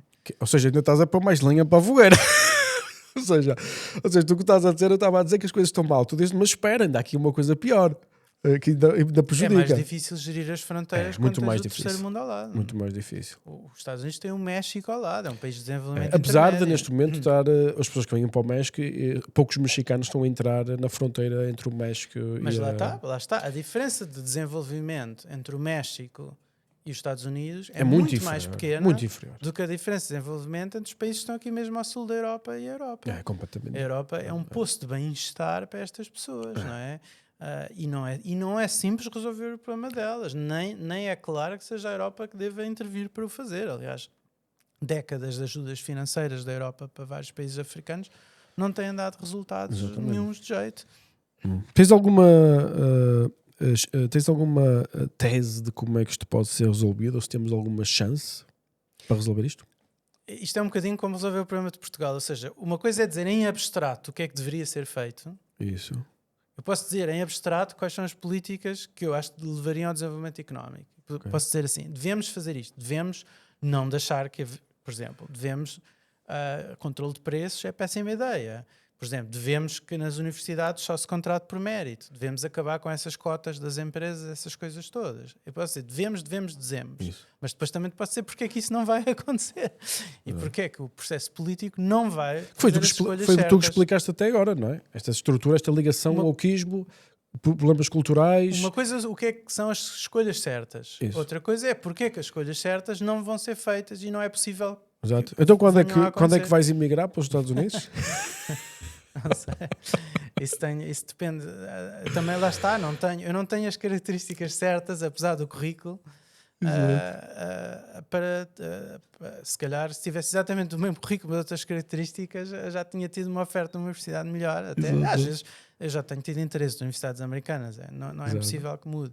Mas eu estou bastante bem onde estou. Estou a dizer na brincadeira. Agora, o que é verdade é que, lá está, no processo científico de levantamento de fundos para a investigação científica para ser feita, por exemplo, neste momento existem critérios na maior parte dos grant givers, e eu até não posso gastar, tenho conseguido algumas bolsas em função da investigação que eu faço, Mas muitas vezes há critérios claros nesse sentido, que dizem Exato. que tu tens de ter responsabilidade social ou tens que ter certo tipo de... Diversidade. Mas o que isso na prática quer dizer? Eu não sou contra a responsabilidade social. Quem é que é contra a responsabilidade Claro. social? Mas depois, na prática, isso traduz por certos critérios que são contrários ao mérito. Exato. Injustos, não é? Muito bem. Gostava de falar contigo sobre este tema que tem um componente histórico e gostava de saber qual era a tua opinião sobre isto, que era quais são os paralelismos entre a Revolução Industrial e a Revolução AI. Ou seja, para mim, este é o mundo que estamos a assistir e a mudança que estamos a assistir agora é similar em termos de impacto, mas muito mais rápida até do que o próprio processo da Revolução Industrial, que demorou umas 6 gerações no Reino Unido, depois demorou umas 4 no resto da Europa, depois demorou uma geração na China, ou seja, foi cada vez mais rápido. Mas aqui o AI eu acho que é uma coisa global e é uma coisa que vai mudar a sociedade e vai produzir muita deflação, como fez a Revolução Industrial, em termos de custos reais na produção de serviços e bens. Portanto, menos necessidade de mão de obra, em termos, quando se olha de uma forma simplista. Será que vai haver regulação? Como é que a Europa se vai adaptar a esta revolução? Como é que Portugal se vai adaptar a esta revolução? O que é que tu achas sobre isto? É uma questão complexa, porque as revoluções industriais, estamos para aí na terceira ou na quarta, a primeira é a do carvão, não é? E das máquinas a vapor, depois há a eletricidade, depois há a internet, tecnologias de comunicação e agora finalmente esta da inteligência artificial, que seria talvez a quarta. Todas estas geraram grandes benefícios para a população como um todo, mas geraram sempre também perdedores. Não é? Por exemplo, na primeira Revolução Industrial houve os luditas, muito conhecidos por partirem máquinas. Iam e partiam as máquinas porque diziam estas máquinas estão-nos a roubar o trabalho, não é? Estão-nos a roubar o trabalho, não é? E, portanto, tem que haver mecanismos da sociedade para redistribuir de forma a que tu não acabes com a galinha dos ovos de ouro por irem todos para os mesmos nestas situações, ou pelo menos para haver pessoas que vão perder com a mudança, mas nós não queremos parar a mudança. Isso é querer parar o vento com as mãos. Exato. Não seria bom para a sociedade como um todo parar a mudança. Exato. Ficamos todos como os Amish, aqueles nos Exato. Estados Unidos que andam Mas, com por exemplo, carroças. mas sabes que em qualquer revolução os primeiros a usufruir são os mais ricos. Ou seja, vamos imaginar, na Revolução Industrial, quem tinha o capital para investir nas máquinas, não sei o que mais, são os primeiros a usufruir, só mais tarde é que chega à população geral. Na eletricidade isso também foi é outro igual. aspecto. Exato. A pausa de Engels, isso, no princípio do século XIX, em Inglaterra, os histórios económicos falam da pausa de Engels, que é aquele período em que a economia como um todo estava a crescer, mas os salários reais ainda não estavam a crescer muito. Exatamente. Aliás, esse período coincidiu com bastantes revoltas sociais e políticas no Reino Unido, e depois os salários reais começaram a crescer mais tarde. Que é o que eu acho que pode acontecer ao AI, que é, numa fase inicial, tu tens que despedir 20% ou 30% dos funcionários. Pois, é possível. Repara, imagina, neste momento, nós já estamos muito próximos dos carros conseguirem-se conduzir a si próprios. Por exemplo. Não é? O que é que vai acontecer aos condutores todos do Ubers? O que é que vai acontecer às caminhonetas que transportam bens de um lado para o outro? São centenas de milhares, milhões de Isso trabalhadores. é imensa gente, né? Entre condutores de Ubers e táxis e os caministas todos. Essas pessoas vão todas perder. Isso é imensa gente, né? Portanto, não é evidente que no curto e médio prazo a sociedade consiga arranjar trabalho de repente para essas pessoas todas, não é? Exatamente. Portanto, tem que haver mecanismos de ou retreinar essas pessoas todas, dar-lhes capital humano para que possam fazer outras coisas. Podem ser trabalhos que nós ainda nem sabemos quais são. Os trabalhos vão aparecer, porque se eu gasto menos dinheiro para andar de Uber, eu vou ter de recursos para gastar noutras coisas. Vão aparecer, mas há um gap para de a tempo. geração seguinte, não há dúvida. Sim, mas pode haver aqui um gap de 5, 10 anos, não é? Ou mais. E será que as mesmas pessoas que agora são caministas vão conseguir arranjar outro emprego com o mesmo salário que agora ganham como caminista? Exato. Não é evidente. Não é evidente. E para muitas pessoas também há uma questão aqui também cultural, de identidade. Para muitas pessoas o seu trabalho é a sua identidade. E podem não reagir bem a ter que mudar de setores, de identidades, essas coisas assim. Portanto, existem grandes e se nós tivéssemos fé que o processo político ia saber reagir bem a isto, mas aí é que eu tenho menos fé de tudo, né? Acho que tenho muito mais fé, lá está, no continuado desenvolvimento tecnológico das sociedades, a não ser que o wokeismo elimine, porque muitas destas mudanças tecnológicas, lá está, dependem de ter uma sociedade com uma ciência avançada e com investigação tecnológica avançada. Exato. Que o wokeismo pode, no limite, prejudicar imenso, não é? Se as pessoas não sabem, os miúdos na escola não aprenderem matemática como deve ser, E lógica. por exemplo, e lógica, e as ciências sociais têm que funcionar de forma minimamente decente. Exato. Porque as pessoas têm de ter uma compreensão da realidade à Exato. sua volta que não vão ter se o que estão a ser ensinados é marxismo ou marxismo disfarçado. Não achas que, por exemplo, a Europa vai ter uma tendência, ou os políticos neste caso vão ter uma tendência a regular e controlar o desenvolvimento desta tecnologia? Numa sociedade democrática, lá está, os políticos têm um mandato, não é? O papel dos políticos é serem escravos da opinião pública. Lógico.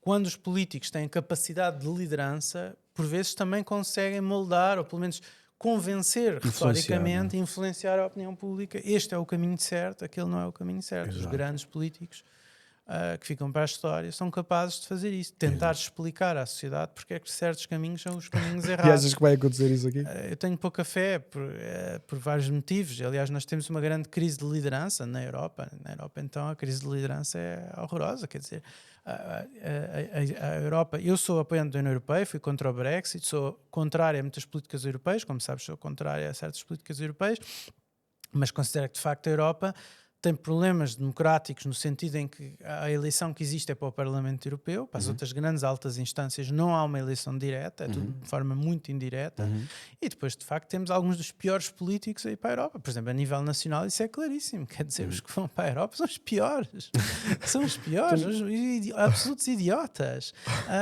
dos partidos todos, e portanto quer dizer, portanto nessas circunstâncias não é fácil ser otimista em relação à capacidade de uma resposta política, porque a liderança política é muito fraca, não é? E até as pessoas, muitas das pessoas com mais capacidade e talento na sociedade querem fugir da vida política, fugir dos políticos. Eu nunca sonharia em ir para a política, eu quero fugir disso a 7 pés. E portanto, as pessoas... Eu fujo contigo também. Exato, e portanto é muito difícil pessoas que estão mal informadas, muitas vezes estão a defender certos lobbies, certas rendas, estão apenas preocupadas com as suas próprias carreiras, tomar decisões que são decisões certas para a população como um todo. Pois. Nem sempre o fazem, assim. E quando a própria população, grande parte da população, tem ideias erradas sobre o funcionamento da sociedade, depois também vão estar muito facilmente caem nesses populismos, sejam populismos de direita, sejam populismos de esquerda. Vai ser fácil. Os dois, não é? No caso dos Estados Unidos, estávamos a falar antes, é claríssimo. Nos Estados Unidos, os Estados Unidos é muito diferente da Europa no sentido que eles são muito mais flexíveis ao serem despedidos, perder o emprego, adaptarem-se, mudarem. mudarem. As leis laborais, sim. E os Estados têm bastante flexibilidade local. Muita flexibilidade local. Ou seja, dos próprios Estados a determinar leis locais a nível não federal, mas e depois, a nível dos Estados. E depois as pessoas concorrem uns com os outros. É muito diferente. Os países europeus também concorrem um bocadinho uns com os outros. Mas a filosofia toda é mais ou menos igual. Sim, a integração europeia, por exemplo, nos mercados laborais é muito imperfeito, pois há o problema das línguas, essas coisas. Eu não sei se a Europa aguenta com isto tudo. Eu não sei se a Europa dura mais que... A União Europeia, como a conhecemos, não sei se dura mais que 5 anos, sou sincero. Isto aqui, eu olho para isto tudo que nós estamos a falar e não quero ser pessimista, mas parece uma tempestade perfeita. Estás a perceber? Ou seja... Eu acho que mais de 5 anos dura, mas acho que vamos ter sorte, vamos ter alguma sorte para que não descambe de uma coisa muito disfuncional mesmo. Okay. E acho que tem que haver uma reflexão sobre as políticas europeias que estão a ser tentadas há décadas e que muitas delas estão a falhar. Mas os eurocratas não querem saber disso. Não querem saber... Eu, por exemplo, sou conhecido por criticar muito os fundos europeus e os efeitos perniciosos que têm. Exato. Eu estou escrevendo neste momento um livro em inglês só sobre os fundos europeus e sobre os seus efeitos. Portanto, mas os burocratas que estão na Europa, muitos deles super bem pagos, especialmente dado o emprego alternativo que teriam, muitos deles não seria emprego nenhum de jeito, e estão ali a ganhar muito bem em Bruxelas. Portanto, estão muito afastados dos problemas reais das pessoas, em muitos casos, e estão principalmente muito afastados de uma reflexão séria sobre como reagir a estes problemas na Europa. São pessoas completamente incapazes de o fazer, com pouquíssimas exceções. E, portanto, acho que não estão à altura dos problemas que a Europa está a enfrentar e vai enfrentar. É isso.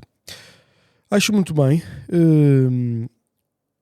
Eu ia para o último tema que eu queria trazer aqui, que infelizmente também é mais um problema, que tem a ver com o fim da globalização, não é? Onde parece que está a criar um mundo bipolar,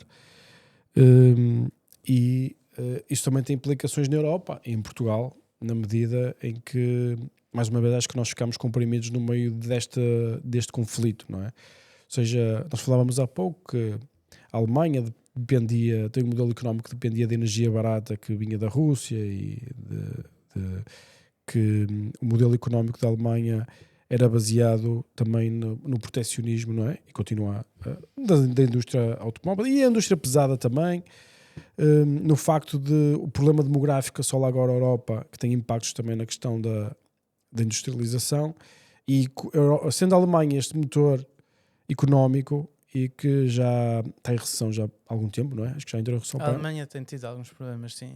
Especialmente baixo crescimento económico. Exato. Sim.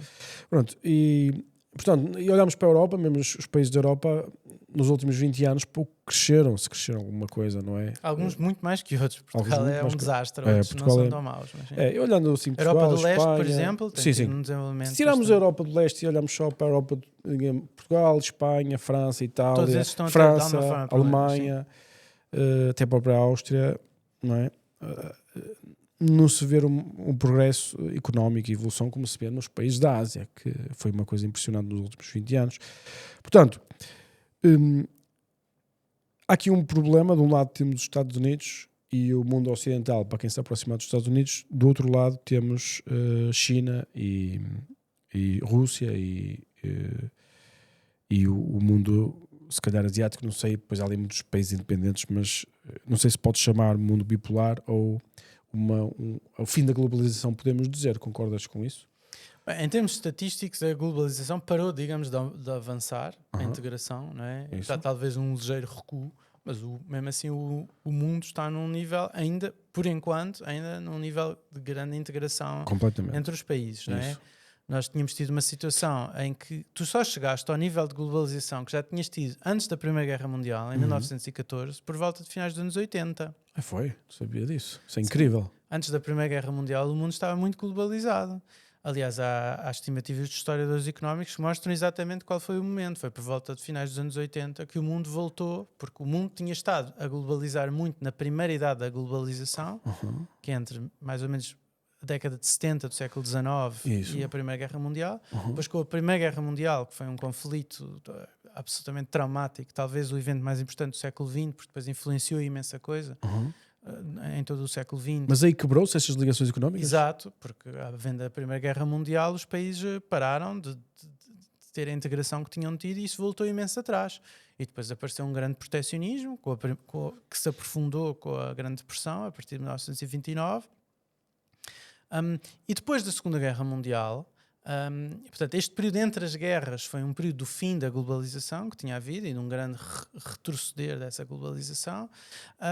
E depois, a partir da Segunda Guerra Mundial, de forma gradual, mas muito gradual, a globalização foi reaparecendo, mas de forma muito gradual, ainda muito baixa nos anos 50, 60, primeiro em certas zonas regionais e depois reaparecendo no mundo todo.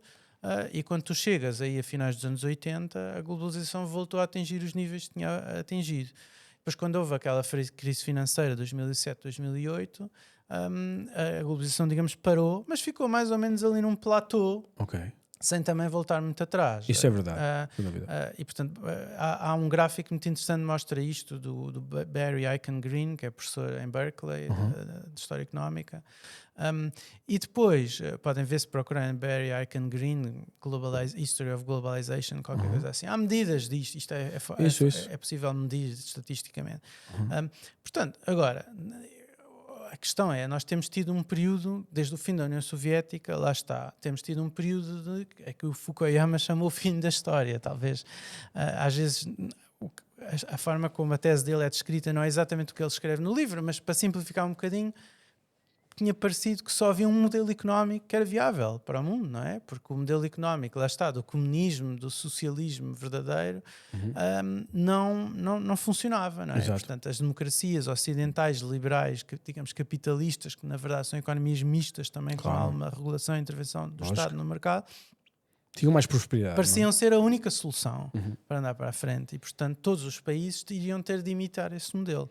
Isso que se tem visto nas últimas décadas é que não é verdade. Há muitos caminhos diferentes. Sim, mas todos usando o modelo de produção capitalista, não é? Quer dizer, os que não usam falham à grande. Exato. Agora, nos países que foram os originários desse modelo, está a haver cada vez mais contestação a esse próprio modelo. Que era aquilo que estávamos a falar antes no início da conversa, não é? Tanto contestação por parte de ideias das populações que já eram dessas regiões, dos tais wokes, da extrema-esquerda, do marxismo disfarçado, do wokeismo, dessas coisas todas, como dessas tais populações que vêm de outras partes do mundo, com culturas diferentes e com ideias diferentes, como devemos organizar a sociedade. Mas depois isso tem uma consequência muito grave, lá está, que é poder pôr em causa esses princípios da organização da sociedade. E, portanto, numa sociedade... Agora, este protecionismo, o que é o protecionismo e o que é os subsídios industriais e todas essas coisas? Isso. Dentro de certos níveis, isso pode perfeitamente fazer sentido, por vários motivos, desde motivos de segurança, não só segurança alimentar, mas com segurança, defesa nacional e de soberania, defesa da soberania, por um lado. Ok. Portanto, nós não devemos só olhar para o componente puramente económico. Exato. Se tu não defenderias uma integração das supply chains absolutamente perfeitas, que depois, lá está, se vem uma pandemia, se vem uma guerra, se vem um conflito diplomático entre países, ficas dependente. É um dominó que cai para ali Aliás, fora, até né? tem que existir uma espécie de generalização, porque senão quebra-se uma linha e a economia mundial desfaz, não é? Exato, porque isso em si teria de ser uma coisa imposta um pouco top-down. Isso não é bom, é bom haver gestão do risco. Completamente. Gestão do risco, não é? Aliás, a ideias de estruturas completamente top-down é precisamente a razão pela qual o stalinismo falhou, o maoísmo falhou. Parece o grande salto em frente nos anos 50, finais eu, por acaso, dos anos 50. eu era grande fã da globalização, mas por causa disso que estás a dizer, eu até acredito que refriar um bocado a globalização e diminuir o risco é uma coisa isso que eu estou a interessante. dizer. Pode haver alguma resiliência que faz sentido. Exato. E É menos gosto ou não se gosta. é menos eficaz, mas é menos arriscado. Pois, exato. É uma espécie de seguro. Isso. E gostes ou não gostes, todos os países, por motivos políticos e outros, todos os países, incluindo os ocidentais, têm alguma forma de subsídios industriais e têm alguma forma de... Sim, todos. Sim. Se eu quiser fazer uma fábrica amanhã, todos os países me dão dinheiro para fazer uma fábrica. Pronto, do planeta Terra. Exatamente. É esta a questão. Ou seja, mas isso podes dizer que é só pragmatismo político, então uns estão a fazer porque os outros fazem, portanto não têm hipótese, ou é uma coisa que globalmente também faz sentido e tem a ver com a gestão de risco e, portanto, nós, os países que têm esse tipo de políticas, faz sentido ou não terem esse tipo de políticas? É uma ineficiência ou não? Lá está, pode ter a ver com a gestão de risco, porque é muito mau apostar em monoculturas e é muito mau apostar numa visão só top-down da sociedade, de como é que ela deve funcionar. Exato. E impor que temos de acabar com a indústria, temos de só pôr tudo noutros países que têm salários mais baixos, etc. Exato. Até porque muitas vezes esses países também têm regulações diferentes, desde ambientais, Isso. desde da segurança dos trabalhadores. E portanto nós não devemos impor isso completamente. E lá está, impor isso em si. Curiosamente, os economistas que mais defendem que tem que haver liberalização absoluta, globalização absoluta, são muito contrários, lá está, ao socialismo, mas na verdade isto também é em si tentar impor isso uma visão um bocado top-down da sociedade. Também tem uma certa lógica, apesar de ser... Mas as ideias top-down quase sempre falham. Eu também concordo. Não é? Por exemplo, eu há bocadinho estava a dar o tal exemplo do grande salto em frente de Mao. O Mao nos anos 50, já nem falo da Revolução Cultural, o grande salto em frente foi ele dizer, eu vou enterrar o Ocidente com capital, no espaço de 15 anos vou ter na China o mesmo desenvolvimento industrial que teve que tem a Inglaterra. Exato. Não é? E então aqui foi um absoluto desastre. Quer dizer, a campanha contra os pardais, começaram a matar os pardais todos, mas depois houve uma praga de gafanhotos por causa disso. Morreram... Mas mataram os pardais porque os pardais comem a produção agrícola. Exato. E mataram os pardais comiam gafanhotos, morreram milhões de 50 pessoas. milhões, dizem, não é? 50 milhões à fome. Pelo menos 20 milhões morreram, de 20. certeza. Os números exatos, porque às vezes o que é morrer à fome, o que é por outros problemas, nem sempre é claro. Fica tudo misturado. Não é? Nem sempre o sistema claro. militar fica em baixo. Exatamente. Portanto, estes números vão ser sempre mas milhões e milhões de pessoas a morrer à fome. Mas que morreram milhões, morreram. E portanto, repara, estas políticas top-down eu também eu sou muito fã da descentralização. E eu era super fã, como tu dizes, quase absolutista da globalização, e à medida que foi também aprendendo os riscos e os diferentes países e como é que eles se organizam, eu comecei a ter uma visão muito mais sensata. E não é só a produção económica que é importante, ou a capacidade de produção de bens e serviços, mas e a mão invisível da economia, vamos chamar assim, mas também haver alguma atividade, seja política, para criar algumas barreiras para promover, se calhar, a segurança. Os empresários acabam por fazer isso automaticamente, repara.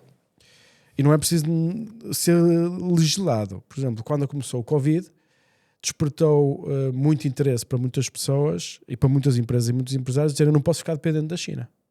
Não houve nenhuma lei que tenha sido feita a dizer que já não podes por comprar na China, mas a quantidade de movimento que houve de produzir fábricas nos Estados Unidos e na Europa foi muito grande. Não sei se é por imposição política off record ou se é mesmo uma questão dos empresários dizerem que têm que reduzir o risco para a minha empresa e acabas por reduzir o risco para o país e para as populações também. Mas essa é a beleza do mercado, é isso que explicou, por exemplo, Hayek, não é? O mercado consegue sempre apoiar-se na informação local. Cada empresário tem a sua informação, tem o seu contexto, conhece o seu contexto e não há uma entidade centralizada que define por todos. Muito bem. Isso tem grandes benefícios, porque permite um processamento da informação em que cada pessoa individualmente está a tomar em conta a informação que tem e a tomar as suas decisões e livremente pode fazer essas escolhas. E como tu disseste, muitas vezes ao fazerem essas escolhas mostrou que era o melhor para eles, ou que eles consideraram que era o melhor para eles. Exatamente. Seria mau haver regulações do governo, neste caso em que não há externalidades claras, a dizer as pessoas têm que reagir assim ou têm que reagir assim. Porque aí vai ser uma decisão macro e não uma decisão concreta de cada empresário individual sobre o que é melhor para o seu... Que em certos assuntos faz sentido haver intervenção do Estado a nível macro. Por exemplo, lá está, na educação das crianças. Não considero que faça sentido só deixar aos empresários individuais criar escolas ou não, porque há grandes externalidades para a sociedade, a educação futura dessas crianças. Quando outro tipo de questões, como esta das produções industriais, etc., aí não há externalidades. Tu tinhas dito claras. essa coisa de Portugal e depois eu refleti sobre o assunto, a dizer que havia uma impossibilidade de o setor privado resolver os problemas de educação, não é? Não só em Portugal, isso é em todos, não há nenhum exemplo no mundo em que a escolaridade das pessoas em massa tenha sido dada pelo setor privado. Nenhum exemplo no mundo. Eu na altura refleti sobre esse assunto e eu lembro-me de ter pensado qualquer coisa, ter tido uma ideia qualquer que eu queria partilhar contigo, depois esqueci-me de partilhar e agora já não me lembro. E quando depois deste podcast certamente me vem outra vez a ideia, vou-te voltar a perguntar sobre esta situação aqui concreta, ou esta filosofia, ou esta ideia que na altura tinha e esqueci-me perguntar, seria super interessante para aqui, mas já passou. Portanto, percebo exatamente o que queres dizer e percebo o argumento. Não vale a pena negar a ideia de que o Estado tem que intervir em certos setores. Isso. Agora, na segurança, setores por exemplo, são na segurança nacional, esses setores são limitados e até é bom que não se metam em coisas que não deve para poder fazer bem focar, o trabalho. Exatamente. Por exemplo, a justiça, não é? Que é fundamental. Eu sei que teve cá o Nuno Garopa, exato. Não sei se já saiu o episódio, mas repara, se o Estado estiver distraído a meter-se em montes de coisas, nem sequer vai fazer tão bem o trabalho nos setores em que tem que fazer um bom trabalho, como a educação, a justiça, a segurança. Tu achas que eu não sabia dessa ligação que existia entre a globalização no princípio do século XIX, XX neste caso, e que só foi reestabelecida muito mais tarde no século, chama-se a época dourada, não é? É, First Stage of Globalization, é mais ou menos entre 1870 70 e 1913, Exato, 14, que foi uma acabou grande com produção 14. económica, uma evolução. E repara, e começou a Primeira Guerra Mundial quase com um argumento, eu não percebo muito bem porque é que a Primeira Guerra Mundial começa, não é? Se calhar a forma que nos ensinam na escola, percebes? É tipo, alguém se chateou com um político e tal, Sim, foi um tiro. sim. Mas uma guerra não pode começar Certo. assim, não é? A Primeira Guerra Mundial tem causas muito mais complexas que a Segunda. A Segunda é óbvio, porque é que começa, não há Exato. discussão possível. E a Segunda é interessante como tem sido apropriada muito os seus motivos, muitas vezes, porque a Segunda, obviamente, começou por motivos que também tinham muito a ver com a própria União Soviética, que era aliada dos nazis no início da Segunda Guerra Mundial. No caso da Primeira Guerra Mundial, as causas são muito mais complexas. Podemos falar delas, mas são bastante complexas. Mas e há existe... bastante debate académico sobre Exato. as verdadeiras causas. Porque Ok. uma coisa é o que é uma causa superficial. Exato. Mataram... Isso é muito superficial. Outra coisa é as causas profundas. Não é? Mas achas que há uma ligação, um paralelismo do que estamos a viver agora? Ou seja... Em termos da Seja, globalização. Estávamos num processo de desenvolvimento Não, de globalização. a primeira idade da globalização aconteceu de forma drástica. Aconteceu, digamos, do dia para a noite. Ou da noite para o dia. Porque era um processo em evolução de por integração exemplo, económica das economias. Exato. De uma forma que era um pouco diferente de hoje, no sentido em que essa integração também tinha a ver com relações coloniais entre a Inglaterra, a Europa e as suas colónias. Exato. E ex-colónias, como é o caso dos Estados Unidos da América, e depois e países que já eram independentes também estavam metidos nisto da globalização, no caso da América do Sul, não é? Por exemplo, a Argentina teve um grande desenvolvimento económico que depois teve uma paragem brusca por causa deste fim desta globalização, porque estava muito dependente desta globalização. Mas, repara, mas agora com a guerra da Rússia já se iniciou o processo de globalização, ou seja, as marcas saíram de lá, cortaram-se ligações de consumo energético, ou seja, acaba por ser um processo... Mas a Rússia em si, quer dizer, é uma economia que não é assim tão pequena, importante como isso. Sim. Sim, mas isto será que se pode expandir, militares, não é? não é? Será que se pode expandir esta problemática da Rússia para a China? E aí a coisa já é muito mais séria, não é? Mas a China hoje em dia, curiosamente, a China é que faz pressão para a globalização continuar. Pois, porque eles dependem da Eles globalização. também dependem muito disso, não é?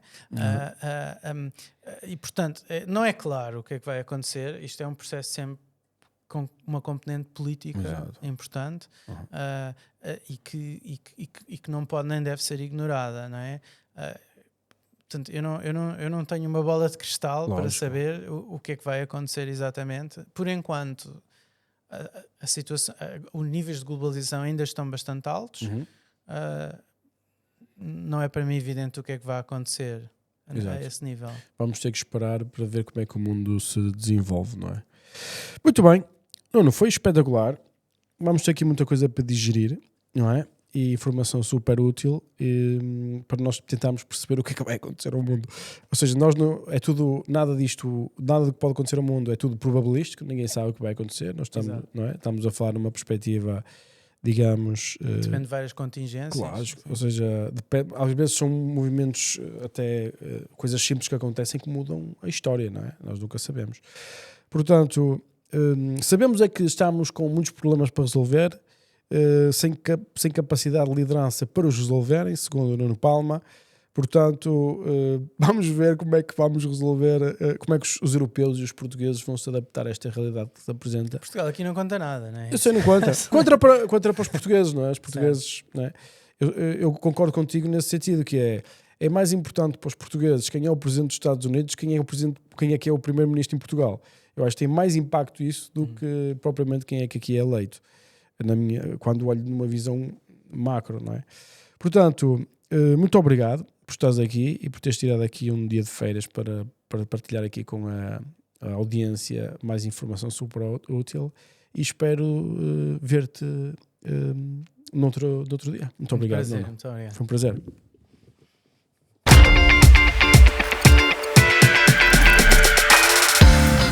Isto é o Quinto Império CDK. Diz-me se sabes qual é o feeling. Fico sempre à espera de ser quarta-feira para poder ver o nosso